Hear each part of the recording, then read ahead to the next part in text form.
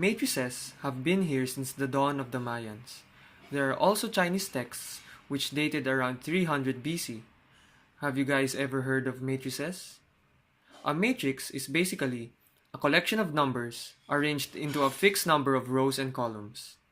Little did we know, matrices actually have so many applications in our everyday lives. Did you know matrices are used to measure seismic waves, study electrical circuits, and even represent real-world data like the traits and habits of a certain population? As you've probably guessed, different types of matrices correspond to different uses in the real world. For now, let's discuss the 7 basic types. First, we have the row matrix, named as such because it has only one row. Then, we have the column matrix, which has only one column. Third, we have the rectangular matrix. It has an unequal number of rows and columns, looking like a rectangle. Fourth is the zero matrix, where all the elements are equal to 0. Fifth, we have the square matrix. This time, it has an equal number of rows and columns and looks like a square. It can be either symmetric, where corresponding elements with respect to the diagonal are equal, or skew-symmetric, where corresponding elements with respect to the diagonal are negatives of each other.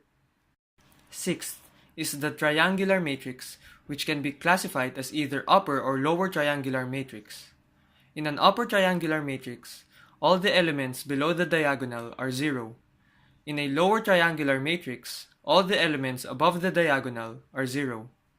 Finally, we have the diagonal matrix. Here, all of the elements are 0 except for the diagonal. It has 2 types too. In a scalar diagonal matrix, all of the diagonal elements are equal. In a unit diagonal matrix, all of the diagonal elements are equal to 1. Moving on, I'll be talking about equality of matrices. For matrices to be considered equal, they must fulfill 2 requirements. First, they have the same number of rows and columns. And second, they must have identical elements in their corresponding area in the matrix. Now, what can we do with matrices? Operations on matrices involve addition, subtraction, multiplication, and scalar multiplication. Addition and subtraction of matrices are fairly straightforward. Just remember, 2 matrices can be added or subtracted if and only if they both have the same dimension.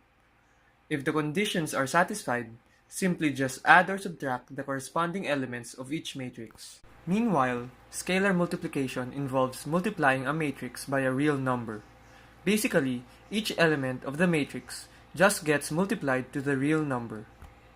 What if I told you that you can also multiply a matrix by another matrix?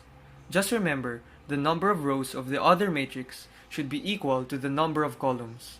For example, you want to multiply A, a 3 by 2 matrix, by another matrix B, which is a 2 by 3 matrix. The next thing you should do is turn each row of matrix A and each column of matrix B into n-tuplets. N-tuplets are sort of like ordered n-poles if you look at them as points, like how you have an ordered pair xy, ordered triple xyz, and so on. To generate the nth row of the resulting matrix, you have to get the dot product of an with b1, b2, up until bk, respectively. Because of this, the resulting matrix in our example will be. Did you know matrices also have transpose and inverse? You can get the transpose of a matrix by turning all the rows of a given matrix into columns, and vice versa. This results into a flip of the matrix about the diagonal. A matrix can also have an inverse, although it's only for square matrices and not all of them have one. When a matrix is multiplied to its inverse, you get the identity matrix.